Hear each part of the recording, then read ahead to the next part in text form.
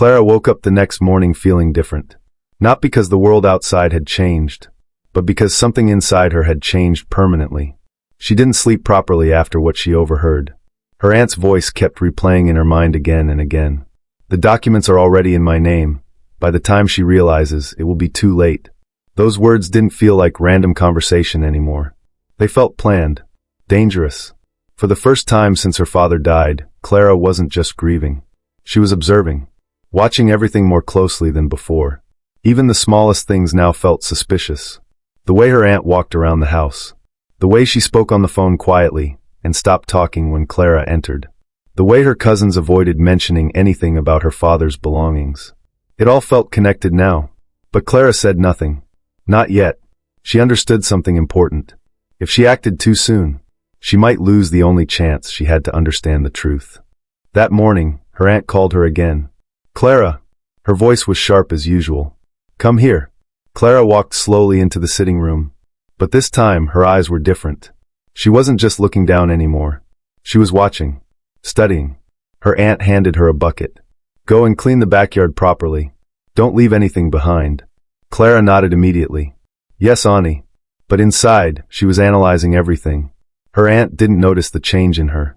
Or maybe she did, but didn't care. Clara turned and walked away. But something small happened in that moment. She didn't rush like before. She didn't look defeated. She simply walked. Calm, controlled, and aware. That small change was the beginning of something dangerous. While cleaning the backyard, Clara kept thinking. Her hands moved automatically, sweeping, washing, but her mind was far away. Documents, property, her father, her aunt's voice. Everything kept forming patterns in her head. Why would her aunt mention documents so quickly after the burial? Why did she suddenly take control of everything in the house? Why did everyone act like she had authority now? Clara paused for a moment, leaned on the broom, and looked up at the sky. For a brief second, she felt something she hadn't felt in days. Not sadness, not pain, but doubt. Real doubt. And doubt is what opens the door to truth. That afternoon, something unusual happened. Clara noticed her aunt preparing to leave the house. She didn't announce it loudly. She didn't explain anything. She simply wore her shoes, picked up her bag, and walked out. Clara watched from the backyard. Carefully, quietly. Her aunt didn't even look in her direction. And just like that, she left. The gate closed behind her. Silence returned. But this time it felt different. Because for the first time since the funeral, Clara was alone in the house with space to think. She stood still for a moment, listening, waiting. Then slowly she dropped the broom and made a decision. She was going to look for answers. Not questions.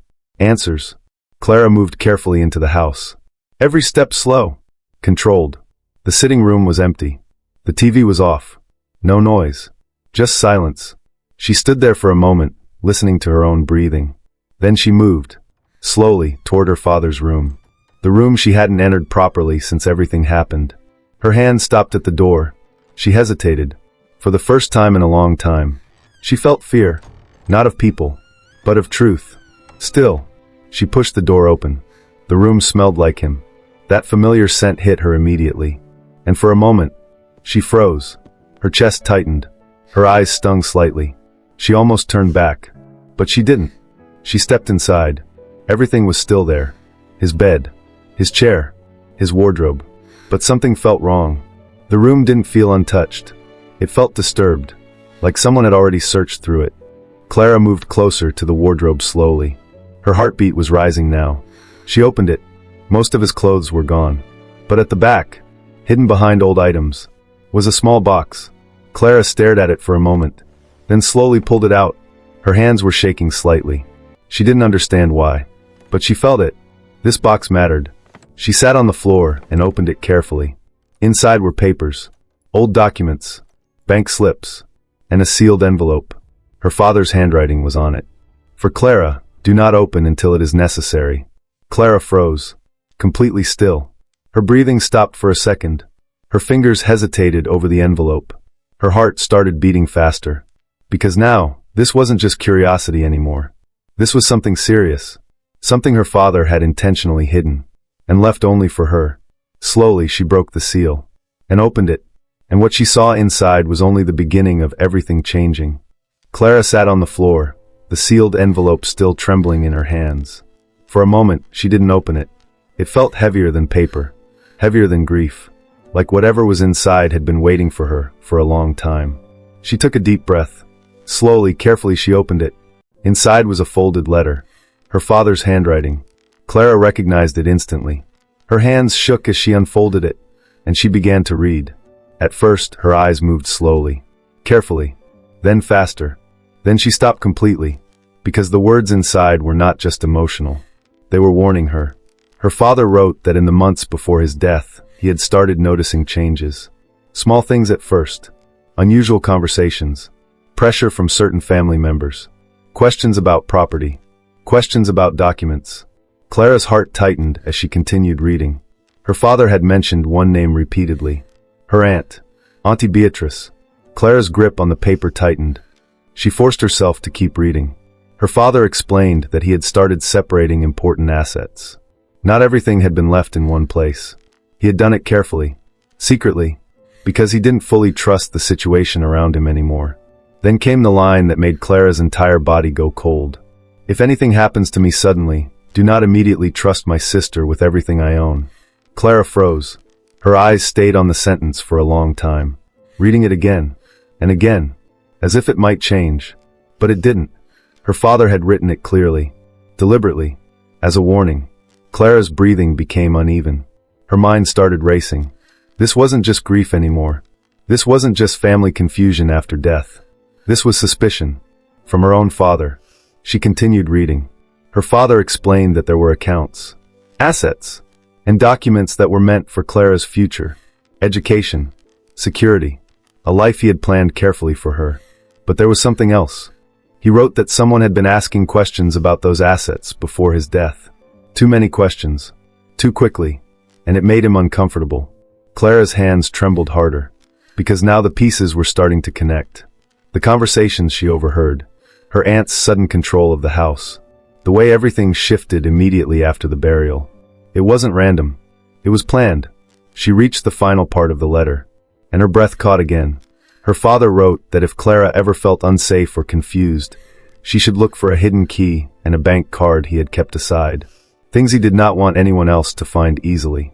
Clara looked back inside the box quickly. Her fingers moved urgently now, searching, and then she saw it. A small metallic key, and a bank card wrapped in a thin envelope. Her heart started beating faster. This wasn't just emotional anymore. This was real. Physical proof. Evidence. She stared at the items for a long time, trying to process everything. Then slowly, she closed the box and pushed it back exactly where she found it. Carefully. Intentionally. Because instinct told her something important. If anyone noticed this missing, it would change everything. Clara stood up slowly, wiped her face, took a deep breath, and left the room. But she was no longer the same person who entered. That evening, her aunt returned home. Clara noticed immediately. The sound of the gate, the footsteps, the energy shift in the house. Her aunt walked in calmly, as if nothing had happened. As if everything was normal. "Clara," she called. "Did you finish everything I asked you to do?" Clara lowered her head slightly. "Yes, Annie." Her voice was steady. But inside, she was watching, observing every detail, every movement, every expression. Her aunt studied her for a second longer than usual. Just 1 second, then turned away. But Clara noticed. Something in her aunt's eyes had changed too. Not obvious, not loud, but careful, like she was also starting to watch Clara. That night, Clara lay on her bed again. But this time, sleep didn't come because of confusion. It didn't come because of pain. It didn't come because of grief. It didn't come at all. Because now she had something else in her mind. Truth. Or something very close to it. She kept thinking about the letter. The warning. The key. The card. Everything her father had left behind. And one question kept repeating in her mind. Why would her father prepare all of this?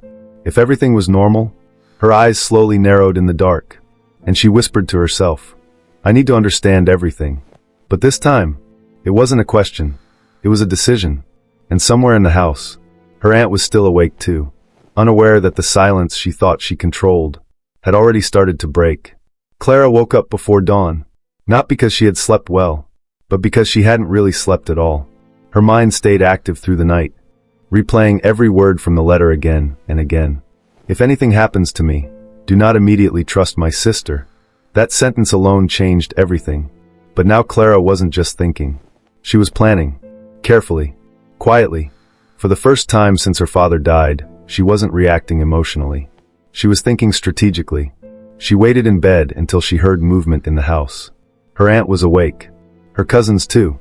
The house had returned to its normal rhythm. That meant she had a window. Clara sat up slowly. Her heart was steady now. Not racing like before. Calm. Focused. She got dressed quietly and stepped out. Every sound in the house felt louder than usual. The floor creaked slightly under her feet, and she froze immediately. She listened. No one came out. She continued moving. Step by step. Carefully. Her destination was her father's room. Again. But this time, she wasn't searching blindly. She had purpose. Clara entered the room and closed the door gently behind her. She stood still for a moment, listening. Silence. Then she moved directly to where she had found the box before. It was still there, exactly as she left it. She crouched down and pulled it out again. This time, her hands didn't shake. She opened it and took out the key. Then the bank card. She stared at them, trying to understand what they meant. Her father had not explained everything. Only enough to guide her. Not enough to reveal the full truth. Clara stood up slowly. The key felt heavier in her hand than it should have. She looked around the room. What was this key for? A drawer? A safe? A locker? Her eyes moved slowly across the room. And then she saw it. A small, locked drawer attached to her father's old study table. Her breath paused. She stepped closer, slowly and carefully. Her heart began to beat faster again. Not fear this time. Anticipation. She inserted the key. It fit. Clara stopped breathing for a second, then turned it. The drawer opened. Inside were more documents, neatly arranged. Clara picked them up one by one. Her eyes scanned quickly.